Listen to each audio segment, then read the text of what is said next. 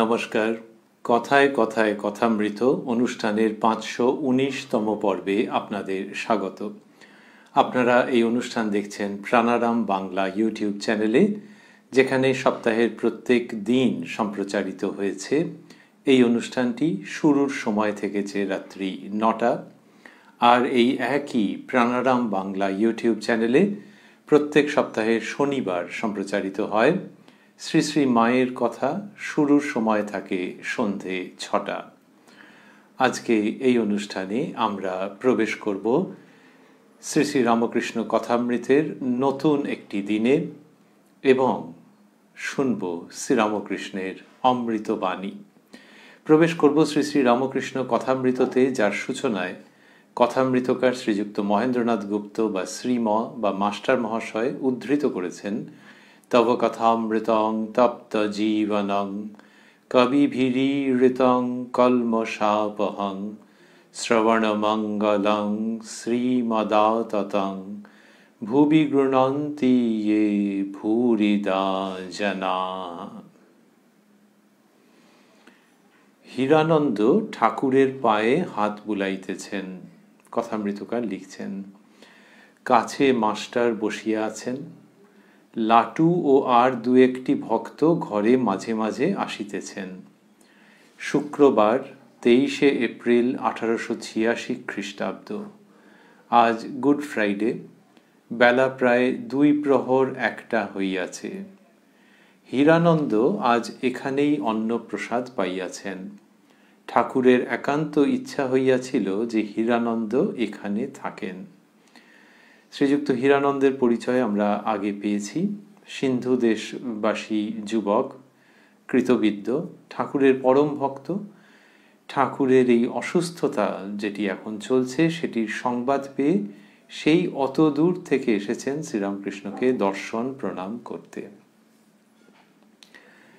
মাস্টারমশাই লিখলেন যে লাটু ও আর দু একটি ভক্ত ঘরে মাঝে মাঝে আসিতেছেন। লাটু উত্তরকালে যিনি শ্রীমৎ স্বামী অদ্ভুতানন্দজি মহারাজ।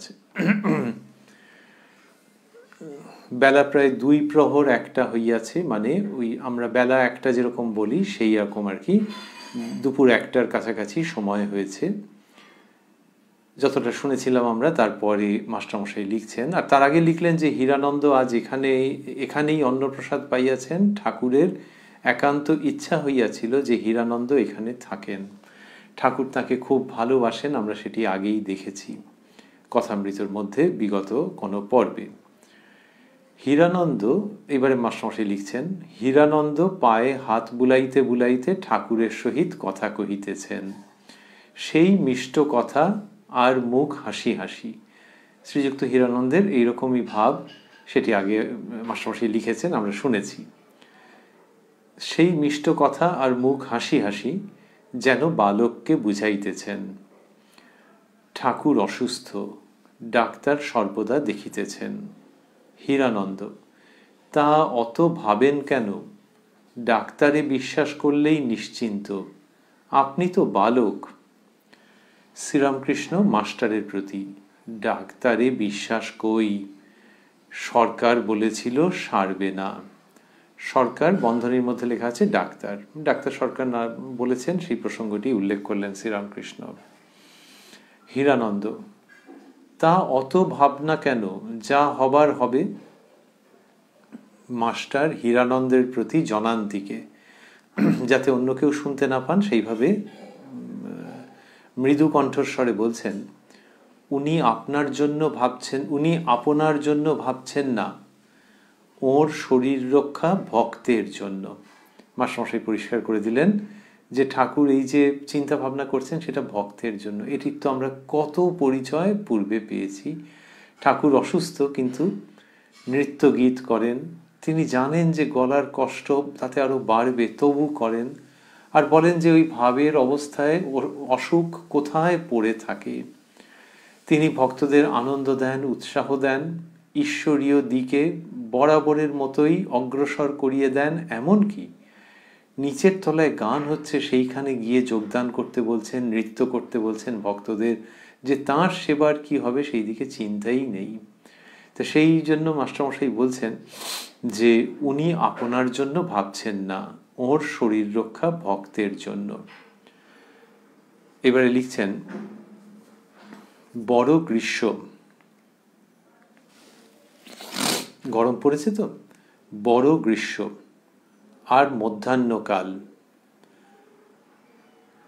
খসখসের পর্দা টাঙানো হইয়াছে। হীরানন্দ উঠিয়া পর্দাটি ভালো করিয়া টাঙাইয়া দিতেছেন, ঠাকুর দেখিতেছেন। গরমকাল বলে ওই খসখসের পর্দা সেটা টাঙানো হচ্ছে। সুরেন্দ্রবাবু দিয়েছেন, আমরা আগে পেয়েছি ঠাকুরের সেবায়। এবার যখন সেই পর্দাটি টাঙিয়ে দিচ্ছেন তখন ঠাকুর সেটি দেখছেন।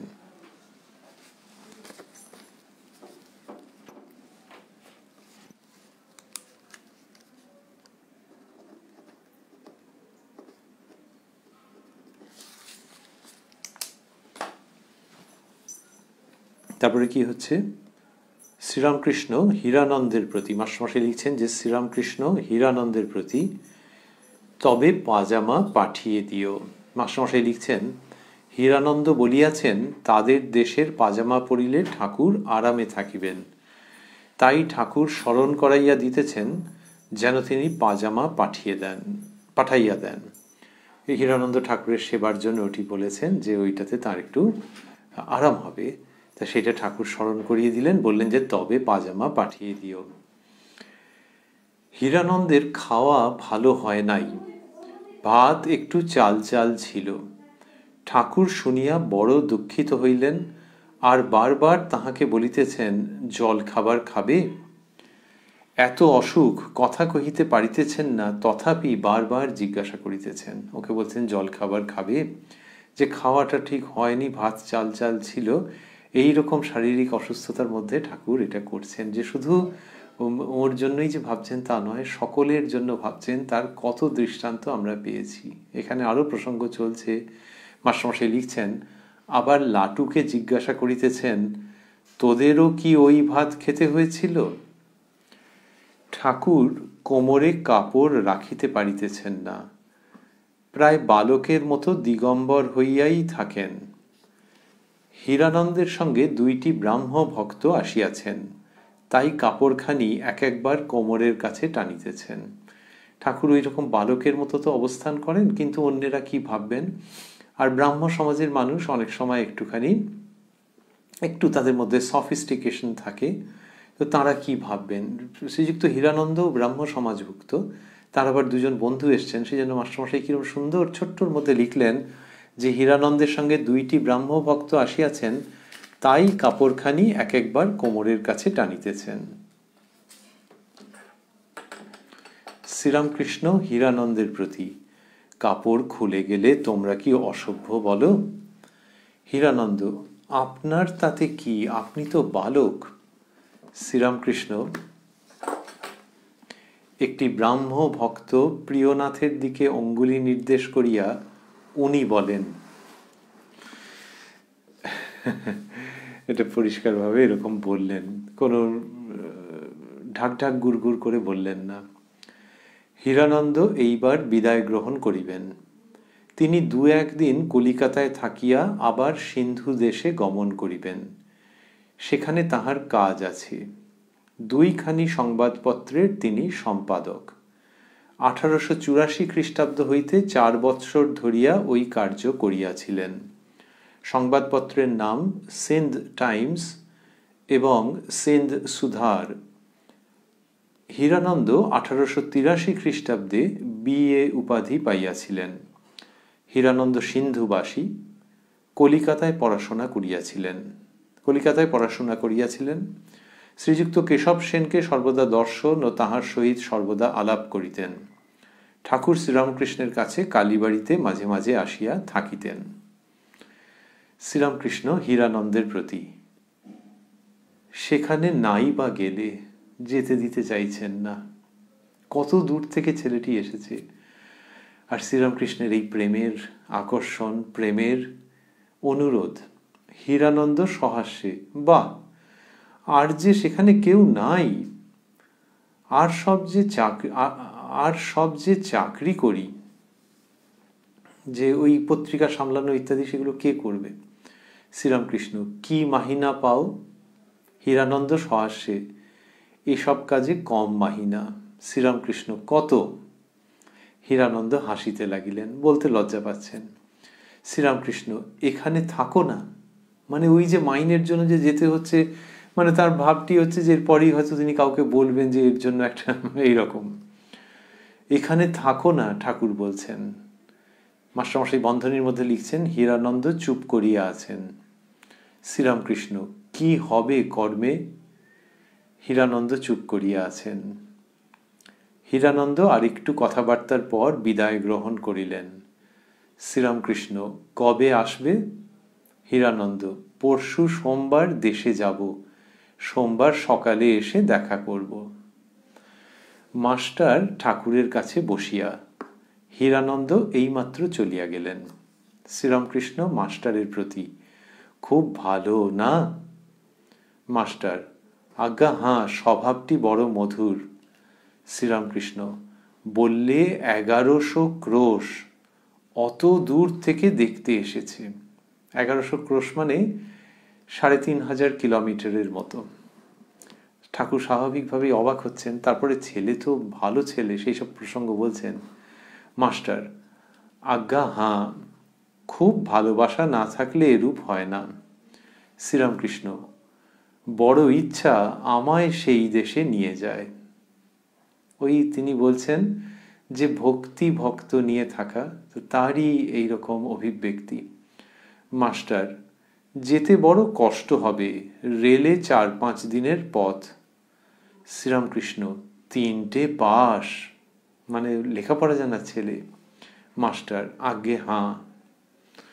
ঠাকুর একটু শ্রান্ত হইয়াছেন, বিশ্রাম করিবেন।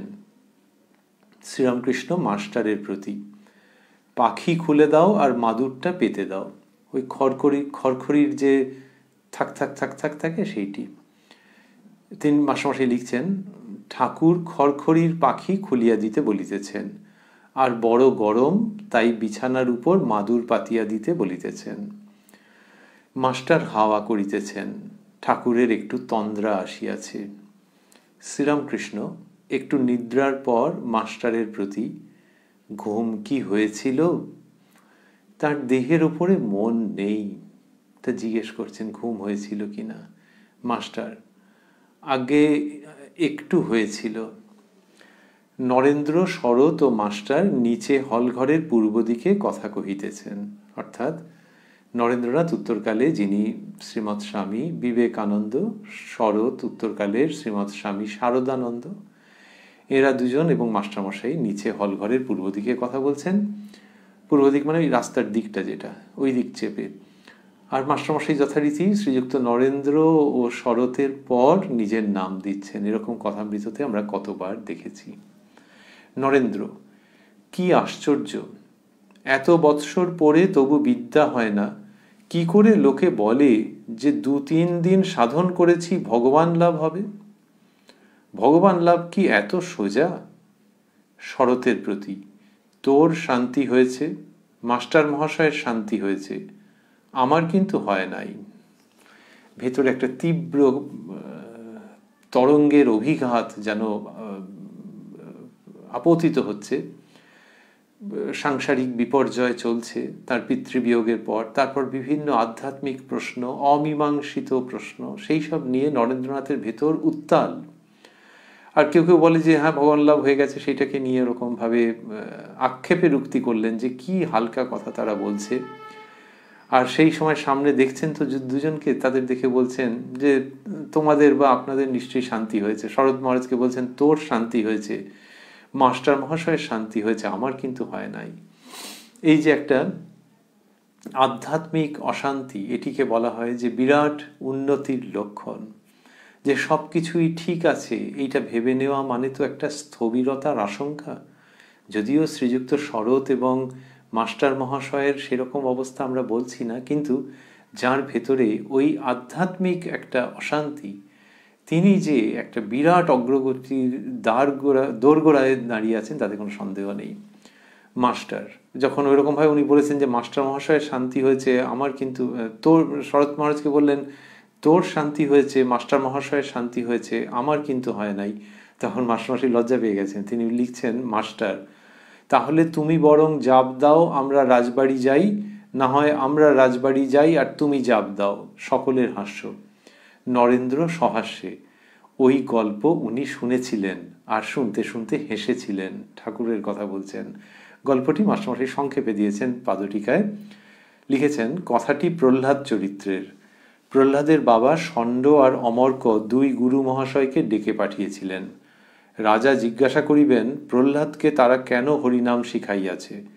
তাদের রাজার কাছে যেতে ভয় হয়েছিল, তাই ষণ্ড অমর্ককে ওই কথা বলছে। যে আমি জাপ দিচ্ছি, তুমি রাজ দরবারে যাও, এরকম গোছের আর কি, যে তোমার কাজগুলো আমি করে দিচ্ছি, তুমি রাজ দরবারে যাও, মানে এই রে সেরেছে, কি বলছে, এইরকম একটা ভাব। যে রাজা ডেকে পাঠিয়েছেন, তার মানে তো রাজার সাংঘাতিক রকমভাবে ফায়ার করে দেবেন, একবারে বাক্যবাণে জর্জরিত করে দেবেন, যে প্রহ্লাদকে কেন ভালো ভালো কথা শেখানো হয়েছে, তাকে কেন হরিনাম শেখানো হয়েছে। তো সেই জন্য বলছে যে তুমি যাও, তুমি যাও, আমি এদিকটা দেখছি। এইরকমই আর কি, যে এই রে সেরেছে। ওই যখন নরেন্দ্রনাথ শ্রীযুক্ত শরৎ এবং মাস্টার মহাশয়ের প্রশংসা মুখে ওইসব কথা বলেছেন, তখন মাস্টারমশাই এটি বললেন, এবং নরেন্দ্রনাথ কি সুন্দর করে বললেন যে ওই গল্প উনি শুনেছিলেন আর শুনতে শুনতে হেসেছিলেন। এই যে ঠাকুর এখন প্রায় চলে যাবেন, আর মাস চারেকের মধ্যে এই সময়ে এইসব স্মৃতিচারণ টুকরো টুকরো হতে আরম্ভ করছে। বৈকাল হইয়াছে। উপরের হলঘরে অনেকগুলি ভক্ত বসিয়া আছেন। নরেন্দ্র, শরৎ, শশী, লাটু, নিত্যগোপাল, কেদার, গিরিশ, রাম, মাস্টার, সুরেশ অনেকেই আছেন। ওই তাঁর ঠাকুরের শরীর খারাপ উপলক্ষে এরা ঘন ঘন যাতায়াত করেন। ত্যাগী ভক্তেরা প্রায় সকলেই থাকেন। ত্যাগী ভক্তদের মধ্যে শ্রীযুক্ত নরেন্দ্র, শরৎ, এদের নাম আমরা আগে পেয়েছি। এখানে তার সঙ্গে রয়েছে শ্রীযুক্ত শশী ও লাটুর নাম, যারা উত্তরকালে যথাক্রমে শ্রীমৎ স্বামী রামকৃষ্ণানন্দজি ও শ্রীমৎ স্বামী অদ্ভুতানন্দজি মহারাজ। মাস্টারমশাই লিখছেন, সকলের অগ্রে নিত্যগোপাল আসিয়াছেন ও ঠাকুরকে দেখিবা মাত্র তাহার চরণে মস্তক দিয়া বন্দনা করিয়াছেন। উপবেশনানন্তর নিত্যগোপাল বালকের ন্যায় বলিতেছেন, কেদারবাবু এসেছে। নিত্যগোপাল পরবর্তীকালে জ্ঞানানন্দ অবধূত ঠাকুরের অবস্থার উচ্চ প্রশংসা করেছেন। অন্যদের বলেছেন যে ওর একটা থাক, তোমাদের অন্য রকমের থাক, অর্থাৎ অন্য রকমের শ্রেণী। কিন্তু নিত্যগোপালের অবস্থা তিনি বলেছেন পরমহংসের অবস্থা, এবং তিনি ওই পরবর্তীকালে দক্ষিণ কলকাতায় ও পানিহাটিতে মঠ স্থাপন করেছেন। সেই তাঁরই প্রসঙ্গ হচ্ছে। মাস্টারমশাই লিখছেন যে নিত্যগোপাল এরকমভাবে করলেন যে ঠাকুরের শ্রীপাদপদ্মে মস্তক অর্পণ করে বন্দনা করলেন। যতটা শুনেছি আমরা। তারপরে মাস্টারমশাই লিখছেন, কেদার অনেক দিন পরে ঠাকুরকে দেখিতে আসিয়াছিলেন। তিনি বিষয়কর্ম উপলক্ষে ঢাকায় ছিলেন। শ্রীযুক্ত কেদারনাথ চট্টোপাধ্যায় মহাশয়, হালি শহরে আদি বাড়ি। আমরা একে দেখেছি, ঠাকুরের বিশেষ ভক্ত, কথামৃততে অনেকবার এর সাক্ষাৎ পেয়েছি। তিনি বিষয়কর্ম উপলক্ষে ঢাকায় ছিলেন। সেখানে ঠাকুরের অসুখের কথা শুনিয়া আসিয়াছেন। কেদার ঘরে প্রবেশ করিয়াই ঠাকুরের ভক্ত সম্ভাষণ দেখিতেছেন। কেদার ঠাকুরের পদধূলি নিজে মস্তকে গ্রহণ করিলেন ও আনন্দে সেই ধূলি লইয়া সকলকে বিতরণ করিতেছেন। ভক্তেরা মস্তক অবনত করিয়া সেই ধূলি গ্রহণ করিতেছেন। শরৎকে দিতে যাইতেছেন, এমন সময় তিনি নিজেই ঠাকুরের চরণ ধূলি লইলেন। ওই আর কি, যে কেদারবাবু নিয়ে দিচ্ছেন, তো শরৎ মহারাজের যেন ভাব সেই সময়কার শ্রীযুক্ত শরৎচন্দ্র, যে তিনি নিজেই নেবেন। মাস্টার হাসিলেন। ঠাকুরও মাস্টারের দিকে চাহিয়া হাসিলেন। কি সুন্দর দৃশ্য! ভক্তেরা নিঃশব্দে বসিয়া আছেন। ঠাকুরের ভাব লক্ষণ দেখা যাইতেছে, তার মানে তিনি ভাবস্থ হবেন সেরকম একটা উপক্রম যেন হচ্ছে। মাঝে মাঝে নিঃশ্বাস ত্যাগ করিতেছেন, যেন ভাব চাপিতেছেন। অবশেষে কেদারকে ইঙ্গিত করিতেছেন, গিরিশ ঘোষের সহিত তর্ক করো। ইঙ্গিতে বলছেন। এর আগেও আমরা দেখেছি এইরকম উনি বলছেন, এবং সেটি কাশীপুর পর্বে ভারী বিস্ময়কর। এইরকম শরীর খারাপ আপাত দৃষ্টে, আর আমরা কি বলবো, কিন্তু তিনি সেই একই রকম আছেন। এবং তর্ক করো মানে কি, যে কোনো শাস্ত্রীয় প্রসঙ্গ, ধর্ম প্রসঙ্গ নিয়ে আলাপ আলোচনা বা বিচার হবে, ঠাকুর তাতে আনন্দ লাভ করবেন, যে আফটার অল ঈশ্বরীয় প্রসঙ্গই তো হচ্ছে। আর ভক্তরা করছেন, তাদের প্রতি তার স্নেহ অবিরত ধারায় ধাবিত হয়। অবশেষে কেদারকে ইঙ্গিত করিতেছেন, গিরিশ ঘোষের সহিত তর্ক করো। এইবার যেটি হলো সেটি কি চমৎকার। গিরিশ কান নাক মলিতেছেন আর বলিতেছেন, মহাশয় কান নাক মলছি, মহাশয় নাক কান মলছি, আগে জানতাম না আপনি কে, তখন তর্ক করেছি সে এক।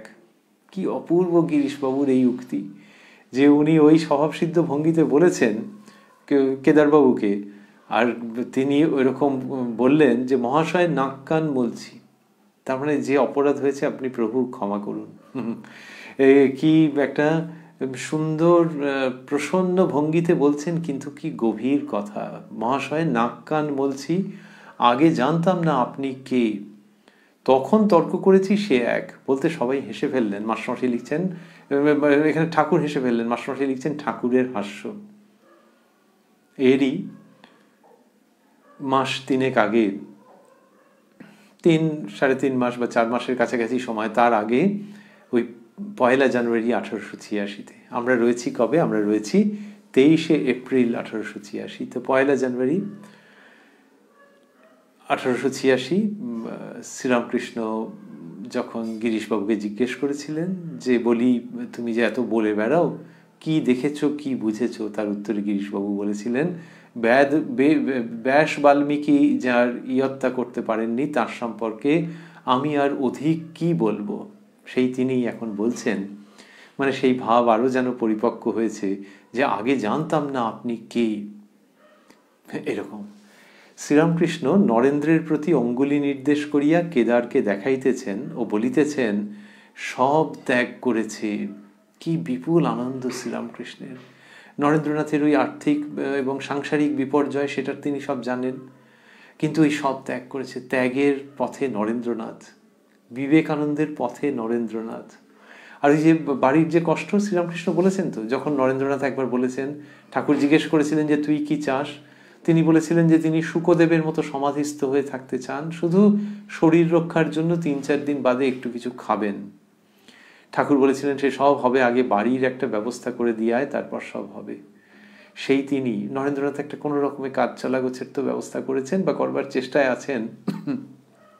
একটু নিশ্চিন্ত। আগের দিনই আমরা দেখেছি যে 3 মাসের একটা সংস্থান করে দিয়ে এসছেন। তো ঠাকুর বলছেন যে সব ত্যাগ করেছে। এই যে নরেন্দ্রনাথ সব ত্যাগ করে আসছেন, এইটাতে ঠাকুরের কি বিপুল আনন্দ। তাহলে এখানে শরীরের অসুখ, তাকে আর খুঁজে পাওয়া যাবে না প্রসঙ্গের মধ্যে এক এক সময়। বলছেন শ্রীরামকৃষ্ণ বলে চলছেন, মাস্টারমশাই লিখছেন, ভক্তদের প্রতি কেদার নরেন্দ্রকে বলেছিল, এখন তর্ক করো বিচার করো, কিন্তু শেষে হরিনামে গড়াগড়ি দিতে হবে। নরেন্দ্রের প্রতি কেদারের পায়ের ধুলা নাও। কেদারবাবু বলেছিলেন, সেই জন্য শ্রীরামকৃষ্ণের আনন্দ যে তার কথাই সত্যি হচ্ছে। কেদারবাবু বলেছিলেন এখন তর্ক করো বিচার করো, কিন্তু শেষে হরিনামে গড়াগড়ি দিতে হবে। নরেন্দ্রনাথ তো প্রথমে ওইরকম তর্ক করতেন খুবই, সেটা ধর্মপথকে জানবার জন্য। সেটা তো আমরা কাশীপুর পর্বেও দেখেছি। কিন্তু ঠাকুর ওই রকমভাবে আনন্দ করছেন যে দেখো কেদারের কথাই সত্যি হলো, এবং বলেছেন যে তার পায়ের ধুলা নিতে। তখন কেদারবাবু স্বাভাবিকভাবেই সংকুচিত হয়ে গেছেন। মাস্টারমশাই লিখছেন, কেদার নরেন্দ্রকে, ওর পায়ের ধুলা নাও, তাহলেই হবে। সুরেন্দ্র ভক্তদের পশ্চাতে বসিয়া আছেন। শ্রীযুক্ত সুরেন্দ্রনাথ মিত্র ঠাকুরের অন্যতম ভক্ত। ঠাকুর শ্রীরামকৃষ্ণ ঈষৎ হাস্য করিয়া তাহার দিকে তাকাইলেন। কেদারকে বলিতেছেন, আহা কি স্বভাব। কেদার ঠাকুরের ইঙ্গিত বুঝিয়া সুরেন্দ্রের দিকে অগ্রসর হইয়া বসিলেন। এই ঠাকুর ভক্তদের অপূর্ব প্রেম বন্ধনে বেঁধে দিয়ে গেছেন। একটু আগে কেদারবাবুর পায়ের ধুলো নিতে বলছিলেন, এখন আবার কেদারবাবুকে দেখাচ্ছেন যে সুরেন্দ্রবাবুর কথা বলছেন, আহা কি স্বভাব। সত্যি সত্যি সুরেন্দ্রবাবুর স্বভাবের বিপুল পরিবর্তন হয়েছে। পরবর্তীকালেও ঠাকুরের দেহাবসানের পর ঠাকুরের ভাবকে নিয়ে যারা রয়েছেন সেই তরুণ তাপসদের জন্যে সেই সর্বত্যাগী কম বয়সী ভক্তদের জন্য সুরেন্দ্রবাবু কি না করেছেন। এখানে তার সম্পর্কে এরকম বললেন তো, তা কেদারবাবু আবার তার দিকে একটু এগিয়ে বসলেন, কিন্তু সুরেন্দ্রবাবুর মনের মধ্যে একটু অভিমান আছে। মাস্টারমশাই লিখছেন, সুরেন্দ্র একটু অভিমানী। ভক্তেরা কেহ কেহ বাগানের খরচের জন্য বাহিরের ভক্তদের কাছে অর্থ সংগ্রহ করিতে গিয়াছিলেন। এই যে বাগানের খরচ, আগেই কথামৃততে আমরা পেয়েছি যে কাশীপুর উদ্যানবাটির খরচই ছিল ৬০-৬৫ টাকা, তার মানে সেখানে অনেকটা। তারপরে তো অন্যান্য বহু আনুষঙ্গিক খরচা আছে। সুরেন্দ্রবাবু নিজে যতটা পেরেছেন দিয়েছেন, আর তারপর অন্যরা মিলে তো হয়ে যাবে, এটাই হচ্ছে সুরেন্দ্রবাবুর মানে মনোভাব। সেখানে আবার কেউ কেউ বাইরের ভক্তদের কাছে অর্থ সংগ্রহ করতে গেছেন, এটার দরকারটা কি? আমি তো রয়েছি, এই ভাব সুরেন্দ্রবাবুর। তা মাস্টারমশাই লিখছেন যে তাই বড় অভিমান হইয়াছে। সুরেন্দ্র বাগানের অধিকাংশ খরচ দেন। সুরেন্দ্র কেদারের প্রতি। অত সাধুদের কাছে কি আমি বসতে পারি? আবার কেউ কেউ কয়েকদিন হইল সন্ন্যাসীর বেশে বুদ্ধগয়া দর্শন করিতে গিয়াছিলেন, বড় বড় সাধু দেখতে। এটি নরেন্দ্রনাথের উপর হচ্ছে। আমরা আজকের দিনে বলছি স্বামী বিবেকানন্দ, তখন তো ওই রকম একটা ভ্রাতৃভাবের অনুপম পরিবেশ। ওই যে নরেন্দ্রনাথ উত্তরকালে বিবেকানন্দ হয়ে যে বিরাট ইমেজ, সেটা তো সুরেন্দ্রবাবুরা সেইভাবে দেখছেন না নিজেদের মধ্যে, এবং তার থেকে কত বয়সে ছোট। তো অভিমানের দুটো দিক, একটা হচ্ছে যে বাগানের খরচের জন্য আরো বাইরের লোকের কাছে গিয়ে টাকা চাইতে হলো, আর একটা হচ্ছে, এবং সেখানে বলছেন অত সাধুদের কাছে কি আমি বসতে পারি। এইসব যে ওখানে বসে আছেন, কেদারবাবু আর ওর দিকে একটু এগিয়ে গেছেন, তখন সুরেনবাবু এটি বলেছেন। আর শ্রীযুক্ত নরেন্দ্রনাথ বুদ্ধগয়া দর্শন করতে গিয়েছিলেন সন্ন্যাসীর বেশে গেরুয়া ধারণ করে, আবার তারপর ঠাকুরের কাছে এসেছেন সেই তাঁরই শ্রীচরণ প্রান্তে। আর ঠাকুর বলেছেন যে বুদ্ধদেবের কি ভাব। এমনি ঠাকুর আবার আঙুল ঘুরিয়ে দেখিয়েছিলেন যে এবার এখানেই সব। কিন্তু নরেন্দ্রনাথের মধ্যে তখন এরকম একটা ছটফটানির ভাব, ওই সমস্ত নিরসন করতে পারছেন না, অনেক অমীমাংসিত সমীকরণ, ভেতরে তীব্র বৈরাগ্য। সেই জন্য বুড়ি ছোঁয়ার মতো করে যেন ঠাকুরকে ছুঁয়ে তারপরে আবার চলে গেছেন বুদ্ধগয়ায়, এইরকম ভাব সুরেন্দ্রবাবু সেটা ভেতরে লাগছে। এইসব অপূর্ব প্রসঙ্গের মধ্যে আমরা রয়েছি, যে ঠাকুর থাকতে আবার এইসব। তা বলছেন কেউ কেউ কয়েকদিন হইল সন্ন্যাসীর বেশে বুদ্ধগয়া দর্শন করিতে গিয়াছিলেন, বড় বড় সাধু দেখতে। ঠাকুর শ্রীরামকৃষ্ণ সুরেন্দ্রকে ঠান্ডা করিতেছেন, বলছেন হ্যাঁ ওরা ছেলে মানুষ, ভালো বুঝতে পারে না। এই দুটো ব্যাপারে, ওই বাগানের খরচ এবং এইটা নিয়ে আর কি বললেন যে ওরা ছেলে মানুষ, ভালো বুঝতে পারে না। কি সুন্দর। সুরেন্দ্র কেদারের প্রতি। গুরুদেব কি জানেন না কার কি ভাব? উনি টাকাতে তুষ্ট নন, উনি ভাব নিয়ে তুষ্ট। অর্থাৎ ওই যে বাগানের খরচের জন্য অন্যদের কাছে গেছেন, এটা যে সুরেন্দ্রবাবু অভিমান করছেন, তার মানে তো এটা দাঁড়াচ্ছে যে হ্যাঁ তিনি টাকাটা ভালো মতোই দিচ্ছেন, তার টাকা। এই জায়গাটাতে আর কি উনি আবার ডিফেন্সিভে চলে যাচ্ছেন, যে না না টাকা নয়, আসলে ভাবটা এই যে আমরা আছি, আমরা সামলে দেবো, আবার অন্য লোকের কাছে বলা কেন, আমরাই তার সেবা করছি। তো সেইটি বলছেন, গুরুদেব কি জানেন না কার কি ভাব? উনি টাকাতে তুষ্ট নন, উনি ভাব নিয়ে তুষ্ট। ভগবানকে এটি বলা হয় তো ভগবানের সম্পর্কে। তা সেই কথাটি শ্রীরামকৃষ্ণ সম্পর্কে বলেছেন। মাস্টারমশাই লিখছেন, ঠাকুর মাথা নাড়িয়া সুরেন্দ্রের কথায় সায় দিতেছেন। ভাব নিয়ে তুষ্ট, এই কথা শুনিয়া কেদারও আনন্দ প্রকাশ করিতেছেন। কি চমৎকার পরিবেশ। আর ঠাকুর মাথা নেড়ে সুরেন্দ্রবাবুর কথায় সায় দিচ্ছেন যে হ্যাঁ ভাব নিয়ে তুষ্ট। ভক্তেরা খাবার আনিয়াছেন ও ঠাকুরের সামনে রাখিয়াছেন। ঠাকুর জিহ্বাতে কণিকা মাত্র ঠেকাইলেন। সুরেন্দ্রের হাতে প্রসাদ দিতে বলিলেন ও অন্য সকলকে দিতে বলিলেন। তা বলছেন যে ভক্তেরা খাবার এনেছেন ও ঠাকুরের সামনে রেখেছেন। এবার ঠাকুর কি করেছেন? জিহ্বাতে কণিকা মাত্র ঠেকিয়েছেন।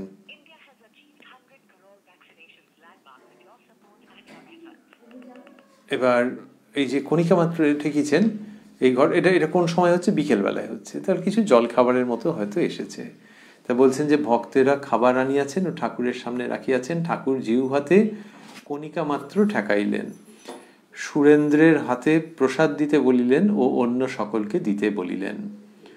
সুরেন্দ্র নিচে গেলেন, নিচে প্রসাদ বিতরণ হইবে। তা ঠাকুর জিহ্বাতে কণিকা মাত্র ঠেকিয়েছেন, এমনিতে খেতেও পারছেন না সেই সময়, একেবারেই উপায় নেই প্রায়, কিন্তু ওই প্রসাদ হলো এবং এদের কি আনন্দ। সুরেন্দ্রবাবু প্রসাদ, তার হাতে প্রসাদ দিলেন, অন্য সকলকে দিতে বললেন। সুরেন্দ্রবাবু নিচে গেলেন, নিচে প্রসাদ বিতরণ হবে। এরপরেও কি সুন্দর আসছে প্রসঙ্গ।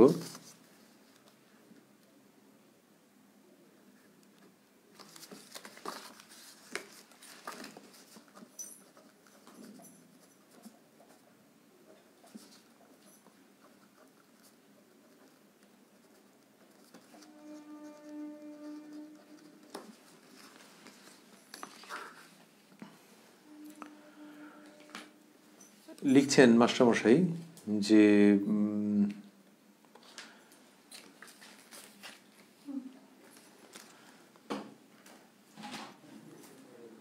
শ্রীরামকৃষ্ণ, সুরেন্দ্র নিচে গেলেন, নিচে প্রসাদ বিতরণ হইবে। তারপর মাস্টারমশাই লিখছেন শ্রীরামকৃষ্ণ কেদারের প্রতি, তুমি বুঝিয়ে দিও, যাও একবার বকাবকি করতে মানা করো।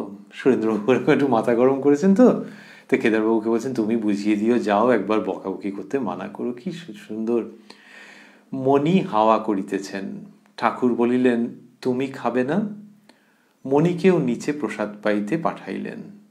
কি অপূর্ব যে হাওয়া করছেন, একটু তো আরাম হয়। এই 23শে এপ্রিল মানে বেশ গরম বোঝা যাচ্ছে, কিন্তু ঠাকুর ওই রকম অহেতুক কৃপা সিন্ধু সর্ব ব্যাপারে।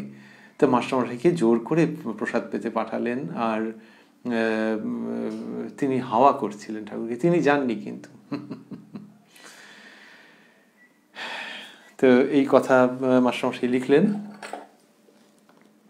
এইবারে লিখছেন সন্ধ্যা হয় হয়, গিরিশ ও শ্রীম পুকুর ধারে বেড়াইতেছেন। এইখানে শ্রীম নামটি আমরা পাচ্ছি। মাস্টারমশাই লিখছিলেন আগে, এখানে দুম করে শ্রীম লিখলেন। আগে আমরা দেখেছি যে আরও এক প্রস্থ ছদ্মনাম নেওয়ার সময় মণি লেখেন অনেক সময়, আর এখানে শ্রীম লিখলেন। এটি খুব তাৎপর্যপূর্ণ যে ছদ্মনামও বটে, আর ওই কথামৃতকার শ্রীম সেই নামটি এখানে শুধু রেখে দিলেন, কিন্তু তিনি নেপথ্যে থেকে যাওয়ার জন্যই সমস্ত রকমের প্রযত্ন করছেন। গিরিশ ও শ্রীম পুকুর ধারে বেড়াইতেছেন। গিরিশ, ওহে তুমি ঠাকুরের বিষয় কি নাকি লিখছ? শ্রীম, কে বললে? গিরিশ, আমি শুনেছি, আমায় দেবে? শ্রীম, না, আমি নিজে না বুঝে কারুকে দেব না। ও আমি নিজের জন্য লিখেছি, অন্যের জন্য নয়। গিরিশ, বলো কি? শ্রীম, আমার দেহ যাবার সময় পাবে। একেবারে প্রাণের বস্তু করে রেখে দিয়েছেন তো। আর গিরিশবাবু নেবেন, তিনি ঠাকুরের বিশেষ ভক্ত, কিন্তু তাও মাস্টারমশাই দেবেন না, যে নাও তো গোপনে লিখে রেখেছি। ডায়েরিতে লিখতেন তো যে দেবো না। আর দেবো না মানে ওই আর কি, ওই বললেন আমার দেহ যাবার সময় পাবে, মানে ওইটা হয়তো ভেবেছিলেন মাস্টারমশাই যে তাঁরই অনুধ্যানের বিষয় হয়ে থাকবে। ঠাকুর স্থূল দেহ ত্যাগ করার পরেও তার কাছে এই ডায়েরির মাধ্যমে যে অনুধ্যান হবে সেইটি। কিন্তু সেরকম তো হতে দিলেন না ঠাকুর, হতে দিলেন না মা শারদা।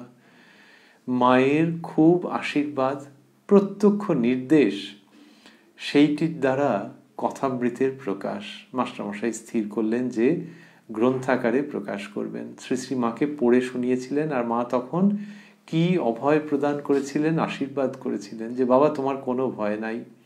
তোমার মুখে শুনিয়া মনে হইল যেন তিনিই কথা বলিতেছেন। এইসব কথা বললেন। শ্রীমকে ভালোবেসেছেন, শ্রীমর সহধর্মিনী নিকুঞ্জ দেবীকে ভালোবেসেছেন, সামলেছেন, আগলে রেখেছেন এই দম্পতি শ্রীরামকৃষ্ণ ও মা শারদা, এই দৈবী যুগল।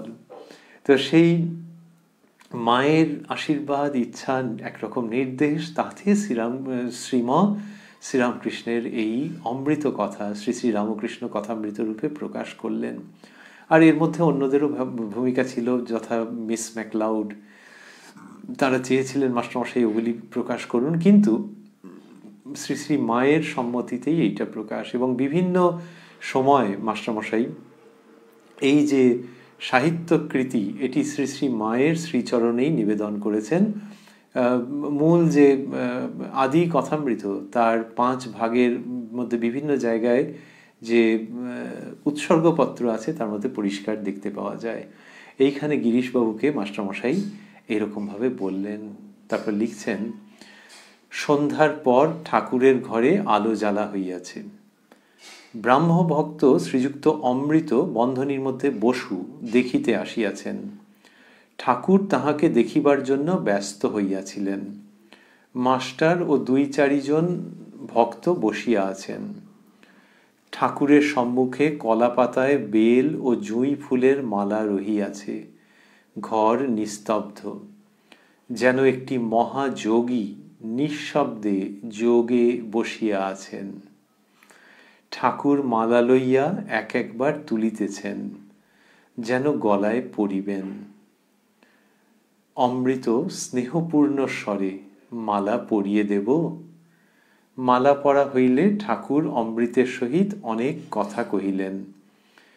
অমৃত বিদায় লইবেন। শ্রীরামকৃষ্ণ, তুমি আবার এসো। অমৃত, আগে আসবার খুব ইচ্ছা, অনেক দূর থেকে আসতে হয়, তাই সব সময় পারি না। শ্রীরামকৃষ্ণ এর মধ্যে একটা অন্য ব্যাপারও বুঝে নিয়েছেন। বলছেন, মাস্টারমশাই লিখছেন, শ্রীরামকৃষ্ণ তুমি এসো, এখান থেকে গাড়ি ভাড়া নিও। অমৃতের প্রতি ঠাকুরের অহেতুক স্নেহ দেখিয়া সকলে অবাক।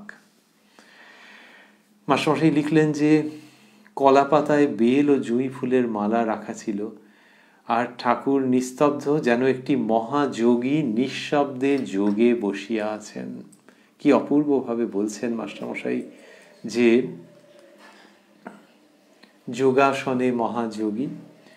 তো এই মহাযোগী নিঃশব্দে যোগে বসে আছেন এবং এই মালা এক একবার তুলছেন যেন গলায় পরবেন। আর শ্রীযুক্ত অমৃতের প্রতিও এইরকম অনন্ত করুণা ধাবিত হলো, তারই উক্তি আমরা শুনছিলাম। পরদিন শনিবার 24 এপ্রিল একটি ভক্ত আসিয়াছেন, সঙ্গে পরিবার ও একটি 7 বছরের ছেলে। এই ভক্ত আর কেউ নন, মাস্টারমশাই স্বয়ং। 1 বৎসর হইল একটি 8ম বর্ষীয় সন্তান দেহত্যাগ করিয়াছে। পরিবারটি সেই অবধি পাগলের মতো হইয়াছেন। তাই ঠাকুর শ্রীরামকৃষ্ণ তাহাকে মাঝে মাঝে আসিতে বলেন। মাস্টারমশাইয়ের সহধর্মিণী শ্রীমতী নিকুঞ্জ দেবীর কথাই হচ্ছে। দেহত্যাগ করেছেন যখন ওই 8 বছরের ছেলে, তখন তিনি পাগলের মতো হয়েছেন। এটি কথামৃততে আমরা আগেও পেয়েছি, 1885 সালের প্রসঙ্গে এটি রয়েছে। তো ঠাকুর মাস্টারমশাই লিখছেন যে তাই ঠাকুর শ্রীরামকৃষ্ণ তাহাকে মাঝে মাঝে আসিতে বলেন। রাত্রে শ্রী শ্রী মাতা ঠাকুরানী উপরের হল ঘরে ঠাকুরকে খাওয়াইতে আসিলেন। ভক্তটির বউ আলো লইয়া সঙ্গে সঙ্গে আসিলেন। এই মায়ের সঙ্গে থেকে যাওয়া বা মায়ের ওই নিকুঞ্জ দেবীর সঙ্গে থেকে যাওয়া। মা বলতেন বৌমা, আর মাস্টারমশাইকে তার ডাক নাম ধরে মা বলতেন বাবু। এক সময় বলেছিলেন যে বৌমা, বাবুকে বলো আমি হাড় ভাঙা আশীর্বাদ করছি। খাইতে খাইতে ঠাকুর তাহাকে ঘরকন্নার কথা অনেক জিজ্ঞাসা করিলেন ও কিছুদিন ওই বাগানে আসিয়া শ্রী শ্রী মার কাছে থাকিতে বলিলেন। তাহা হইলে শোক অনেক কম পড়িবে। তাহার একটি কোলের মেয়ে ছিল। পরে শ্রী শ্রীমা তাহাকে মানময়ী বলিয়া ডাকিতেন, মাস্টারমশাইয়ের কনিষ্ঠা কন্যা। ঠাকুর ইঙ্গিত করিয়া বলিলেন তাকেও আনবে। মানে ওই যে বাচ্চা মেয়ে ওরকম যেরকম দেখানো সেরকম ভাবে বললেন। ওই কথা তো বলতে পারছেন না, খাচ্ছেন কষ্টে, কথা বলছেন কষ্টে, তার মধ্যে বলছেন ওই তাকে নিয়ে আসতে।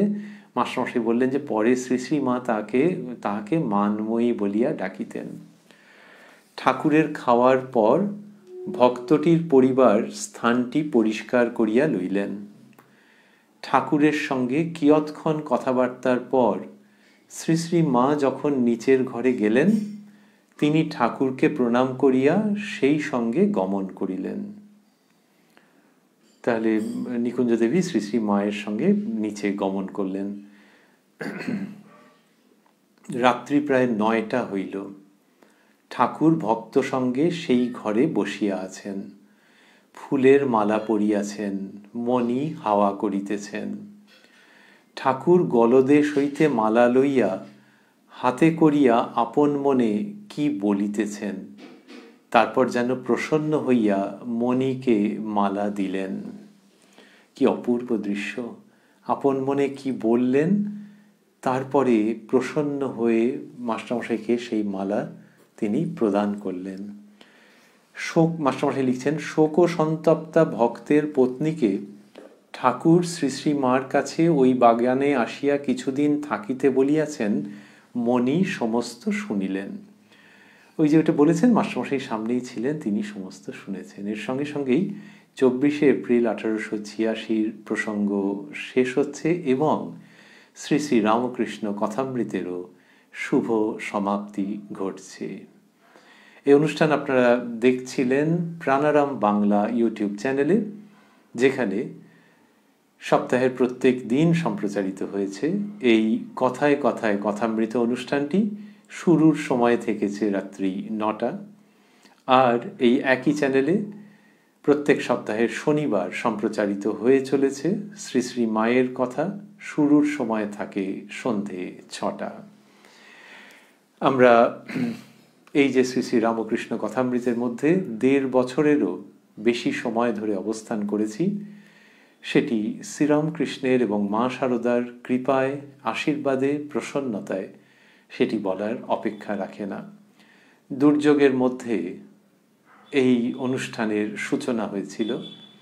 বাইরের দুর্যোগ, স্বাস্থ্যজনিত কারণে, আবার কত রকমের যান্ত্রিক সমস্যা ছিল, তার মধ্য থেকে ঠাকুর ও মায়ের অভয় আশীর্বাদে নিরবচ্ছিন্নভাবে এই অনুষ্ঠানটি এই 519তম পর্ব পর্যন্ত প্রচারিত হয়ে আজকে সমাপ্ত হচ্ছে। ঠাকুরের প্রসন্ন ইচ্ছার কথা, মায়ের স্নেহ দৃষ্টির কথা ভাবতে ভাবতে সেই সঙ্গেই আমরা স্মরণ করছি যে এই প্রাণারাম বাংলা ইউটিউব চ্যানেলে এটি যে হয়েছে, এও এক অদ্ভুত যোগাযোগ। শ্রীযুক্ত পবিত্র কুমার সুর মহাশয় তার অতি সীমিত সামর্থ্যের মধ্যে এবং নানা রকমের অশান্তির মধ্যে, অসুবিধের মধ্যে, তদুপরি এই যান্ত্রিক বিষয় সম্পর্কে অত্যন্ত সীমিত অভিজ্ঞতা নিয়ে এই কার্যটিতে ব্রতী হয়েছেন। ওই সেই 1.5 বছর আগে থেকেই তো চলছে। আর উনি জানেন, আর আমরা জানি যে কত রকমের এর মাঝখানে জিজ্ঞাসার চিহ্ন এসেছে।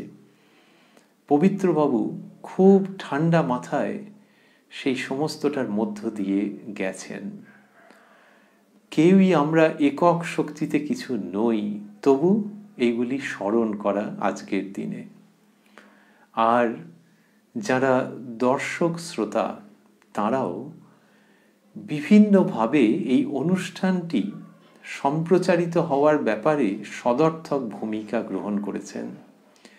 কেউ ইউটিউবে চ্যাট নিজের মন্তব্য লিখেছেন, কেউ কমেন্টসে লিখেছেন, কেউ পবিত্রবাবু বা এই বক্তাকে জানিয়েছেন, আর যিনি বা যারা এগুলো কোনোটাই করেননি, তারা অনেক ক্ষেত্রে ওই নীরব দর্শক হয়ে থেকেছেন, শ্রোতা হয়ে থেকেছেন, কিন্তু বোঝা তো যায় যে কত মানুষ দেখছেন, শুনছেন, ভালোবাসছেন।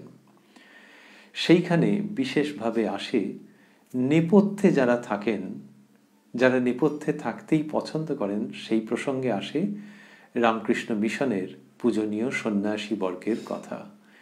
একাধিক সন্ন্যাসী মহারাজ আমাদের যেভাবে উৎসাহ দিয়েছেন, আনন্দ প্রকাশ করেছেন এই অনুষ্ঠানটির ব্যাপারে, সেটি ভাষায় ব্যক্ত করবার নয়। বিভিন্ন রকমের পরামর্শ, উপদেশ প্রদান করেছেন তারা। তাদের মধ্যে 1-2 এমনকি এই পাবলিক ফোরামে, চ্যাটে হোক, কমেন্টসে হোক, মন্তব্য লিখেছেন এবং তাতে আমাদের বিমল আনন্দ হয়েছে। আমাদের শুভানুধ্যায়ী যারা, তাদের সকলের কথা আমরা ভাবছি যে তারা বিভিন্নভাবে এই অনুষ্ঠানটির জন্য চিন্তা ভাবনা করেছেন। নেপথ্যে যারা আছেন তাদের মধ্যে আমরা সন্ন্যাসী মহারাজদের কথা বিশেষভাবে স্মরণ করলাম। আরেকজন আছেন যিনি নানাভাবে প্রকাশিত থেকেও অপ্রকাশিত। এই কথায় কথায় কথামৃত অনুষ্ঠানের যে কভার আপনারা দেখতে পান বা থাম্বনেল বা পোস্টার যেটি বলা হোক না কেন, যে ওই দিনের অনুষ্ঠানটি কি সুন্দর করে চিত্রের মধ্যে দিয়ে প্রকাশিত, এটি যিনি দীর্ঘকাল ধরে করে চলেছেন তিনি শ্রী কৌস্তভ পাল। বিনা পারিশ্রমিকে এটি করে চলেছেন, বা পারিশ্রমিক পান হয়তো ঠাকুর মায়ের কাছ থেকে, আমরা সেটা জানি না, কিন্তু তিনি দীর্ঘদিন অত্যন্ত নিষ্ঠার সঙ্গে সেবাবোধে ঠাকুর মায়ের শ্রীচরণে এটি নিবেদন করে চলেছেন। শুধু কথায় কথায় কথামৃত নয়, শ্রী শ্রী মায়ের কথাতেও ওই যেগুলি আপনারা দেখেন সুন্দর করে দেওয়া, তার কিছু কিছু পবিত্রবাবু করেছেন প্রথমের দিকে কথায় কথায় কথামৃততে, পরেও কখনো যখন দরকার হয়েছে তিনি মাঝে মাঝে করে দিয়েছেন, সেগুলিও নয়নাভিরাম। আর শ্রীযুক্ত কৌস্তভ পাল, যিনি একজন সৃজনশীল শিল্পী, বিভিন্ন দিকে তার দক্ষতা, তিনি এই পোস্টারগুলো করে এই অনুষ্ঠানটির মধ্যে যে অন্য রকমের বর্ণ সংযোজন করেছেন তাতে কোনো সন্দেহ নেই। আমাদের ছাত্র বা ছাত্রস্থানীয় যারা, তারাও বিশেষভাবে যুক্ত থেকেছে আপন আনন্দে। তাদের মধ্যে শ্রীযুক্ত বিশ্বজিৎ বিশ্বাস, রাজু মণ্ডল এবং অরিত্র ভট্টাচার্যের নাম খুব করে উল্লেখযোগ্য। এদের একজনকেও আমরা ধন্যবাদ দেব না, কিন্তু ভাবব যে ধন্যবাদের থেকে অনেক বেশি কিছু তারা পেয়েছেন এবং পাচ্ছেন। তা না হলে এই বক্তারই মতো এই শ্রী শ্রী রামকৃষ্ণ কথামৃত যজ্ঞের মধ্যে এক দণ্ডও অবস্থান করা যায় না।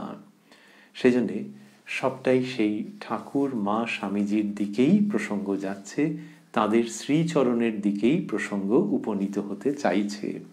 শেষ করবার আগে যথারীতি আমরা একটু শুনব সংক্ষেপে আজকে আমরা কোন প্রসঙ্গের মধ্যে ছিলাম, মূল কথা কি কি হয়েছিল। আমরা দেখেছিলাম যে শ্রীযুক্ত হীরানন্দ ঠাকুরের কাছে এসে কথা বলছেন খুব ভালোবাসার সঙ্গে। ঠাকুর তাঁর সব খবর নিচ্ছেন, এমনকি ভাতটা যে ভালো হয়নি সেটা নিয়ে খুব আক্ষেপ করছেন। আর কবে তিনি আসবেন সেটি জিজ্ঞাসা করলেন। হীরানন্দকে বললেন যে তোমার সেখানে না গেলেই নয়, মানে নিজের দেশে ফেরত না গেলেই নয়।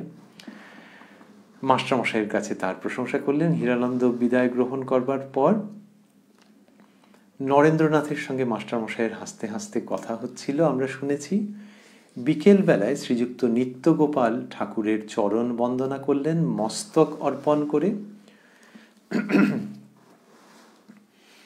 কেদারবাবু রয়েছেন, সুরেন্দ্রবাবু রয়েছেন, গিরিশবাবু রয়েছেন। ঠাকুর কেদারবাবুর সঙ্গে গিরিশবাবুর একটু তর্ক করার কথায় গিরিশবাবু বললেন, মহাশয় নাক কান বলছি, আগে জানতাম না আপনি কে, তখন তর্ক করেছি সে এক। এটাতে ঠাকুর হাস্য করলেন। নরেন্দ্রনাথ যে সব ত্যাগ করছেন সেটি বিপুল আনন্দের সঙ্গে কেদারবাবুকে শ্রীরামকৃষ্ণ ইঙ্গিতে দেখালেন। সুরেন্দ্রবাবু তার মনের অভিমানের কথা ব্যক্ত করছিলেন যে ঠাকুরের জন্য আবার অন্য ভক্তদের কাছে যাওয়া কেন ইত্যাদি। আর ঠাকুর বললেন কেদারবাবুকে যে যাও যাও, তুমি দেখো নিচে প্রসাদ নিয়ে গেছে, ও যেন মাথা গরম না করে। এই রকম সর্ব ব্যাপারে সকলের মঙ্গল কামনা করছেন শ্রীরামকৃষ্ণ।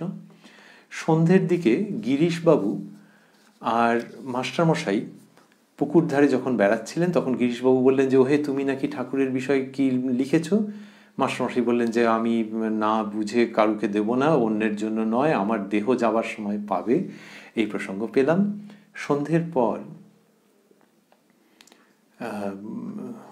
ঠাকুর বসেছিলেন এবং তার সামনে কলা পাতায় বেল ও জুঁই ফুলের মালা রয়েছে। শ্রীযুক্ত অমৃত বললেন মালা পরিয়ে দেব। তো মালা পরা হলে ঠাকুর শ্রীযুক্ত অমৃত বসু মহাশয় তিনি তার সঙ্গে কথা বললেন, ব্রাহ্মভক্ত। এর পরের দিনের প্রসঙ্গ আমরা পেয়েছি 24শে এপ্রিল, যেদিন মাস্টারমশাইয়ের সহধর্মিনী এসেছেন। তার মধ্যে বিপুল শোক, 8 বছরের ছেলের দেহাবসানের কারণে। ঠাকুর খুব সান্ত্বনা দিলেন। শ্রী শ্রী মায়ের সঙ্গে সঙ্গে তিনি ঠাকুরের কাছে এলেন। যখন ঠাকুরকে মা খাওয়াতে এসেছিলেন, আর ঠাকুর কি বললেন যে কাশীপুরের বাগানে এসে যেন তিনি থাকেন, এবং বললেন যে মেয়েকেও, কোলের মেয়ে বাড়িতে আছে, তো বললেন যে তাকেও নিয়ে আসতে। এই মেয়েকে শ্রী শ্রী মা পরে মানময়ী বলে ডাকতেন। এটি শ্রীরাম মাস্টারমশাই উল্লেখ করলেন, কিন্তু যথারীতি তাঁরই যে সহধর্মিনী, তাঁরই যে কন্যা, এদের প্রসঙ্গ হচ্ছে, সেই সব কিছু লিখলেন না। আর রাত্রি 9টা যে হলো, তারপরে কি হলো যে ঠাকুর ভক্ত সঙ্গে সেই ঘরে বসে আছেন, ফুলের মালা পরেছেন, মাস্টারমশাই হাওয়া করছেন। ঠাকুর নিজের গলা থেকে মালা নিয়ে আপন মনে কি বললেন, তারপর যেন প্রসন্ন হয়ে মণিকে মালা দিলেন। এই যে 24শে এপ্রিল 1886 প্রসঙ্গ এইখানেই কেন শেষ হলো আমরা জানি না। মনে হয় এর পরের দিনগুলোতে মাস্টারমশাই যে তীব্র বেদনা অনুভব করেছেন, সেইখান থেকে তিনি আর ওই কথামৃতের কাজে অগ্রসর হতে পারেননি, ডায়েরিতে আর কিছু লিখে টিখে রাখতে পারেননি। শ্রীমৎ স্বামী শারদানন্দজি মহারাজের লিখিত লীলা, শ্রী শ্রী রামকৃষ্ণ লীলা প্রসঙ্গের ক্ষেত্রেও এইরকম, যে সেটি হঠাৎ করে শেষ হয়ে গেছে, কিন্তু মানুষের মস্তকে এবং হৃদয়ে রাখবার বস্তু হয়ে থেকে গেছে। শ্রী শ্রী মার দেহাবসানের পর শরৎ মহারাজজি, স্বামী শারদানন্দজি মহারাজ আর কোনো কাজে সেইভাবে মন দিয়ে উঠতে পারেননি। এই যে মাস্টারমশাই, এর ভূমিকা তো আর নতুন করে বলবার নেই। আমরা আর কি বলবো, শুধু আমরা ভাবি যে ঠাকুর, এই যে দৃশ্যটি পেলাম, সেই দৃশ্যতে দেখছি যে ঠাকুর কি হয়েছে, গলদেশ থেকে মালা নিয়ে হাতে করে আপন মনে কি বলছেন। আমরা কথামৃত শুনতে শুনতে বহুবার এটি স্মরণ করেছি যে এই যে কথামৃতের মধ্যে যে কথাগুলি আছে এর সিংহভাগ জুড়ে, সেগুলি যেমন অমৃত, তেমনি কতকগুলো নৈশব্দের প্রসঙ্গ আছে, নিস্তব্ধতার প্রসঙ্গ আছে, সেগুলিও অমৃতময়। এইখানে ঠাকুর নিজের গলা থেকে মালা নিয়ে আপন মনে কি বলছেন, এটা আর আমাদের জানবার উপায় নেই। এই জায়গাটা নীরবতা আছে এই জায়গাটাতে, কিন্তু কি সুধাবর্ষী নীরবতা। তারপর যেন প্রসন্ন হইয়া মণিকে মালা দিলেন। যেন কথাটি মাস্টারমশাই লিখছেন, যদিও মণি লিখেছেন, তাও যেন, যে আমার মনে হচ্ছে এই যে প্রসন্ন হয়ে মাস্টারমশাইকে যে মালা দিচ্ছেন, আমাদের মনে হয় যে শ্রী শ্রী রামকৃষ্ণ কথামৃত যিনি রচনা করবেন, তাকে এইটি বোধহয় শ্রেষ্ঠ উপহার হিসেবে শ্রীরামকৃষ্ণ প্রদান করছেন। কোন শ্রীরামকৃষ্ণ? যার সম্পর্কে গিরিশবাবু বললেন, আগে জানতাম না আপনি কে, এটি বললেন তো। আর মাস্টারমশাই লিখলেন, যখন সন্ধ্যের পর ঠাকুর বসে আছেন, সামনে কলা পাতায় বেল ও জুঁই ফুলের মালা রয়েছে, সেইখানে মাস্টারমশাই লিখছেন যেন একটি মহাযোগী নিঃশব্দে যোগে বসে আছেন। এইটি আমরা ধ্যান ও নেত্রে স্থাপন করে, অনুধ্যান করে, আস্বাদন করে এই অনুষ্ঠানের সমাপ্তি ঘটাতে চাইব।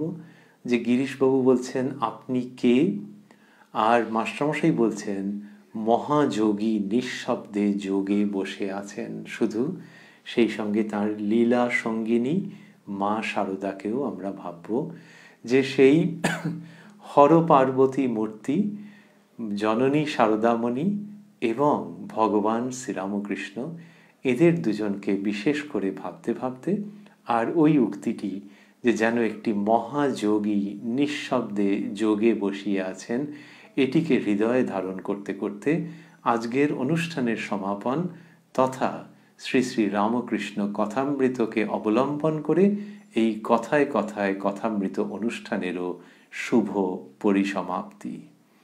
ओं निरंजनं नित्यं अनंत रूपं भक्तानुकंपा धृत विग्रहं वै ईशावतारं परमेशमिड्यं तं रामकृष्णं शिरसा नमामः। प्राणाराम प्राणाराम प्राणाराम प्राणाराम प्राणाराम प्राणाराम কি যেন লুকানো নামে তাই মিষ্ট এত তব নাম প্রাণারাম প্রাণারাম প্রাণারাম প্রাণারাম প্রাণারাম প্রাণারাম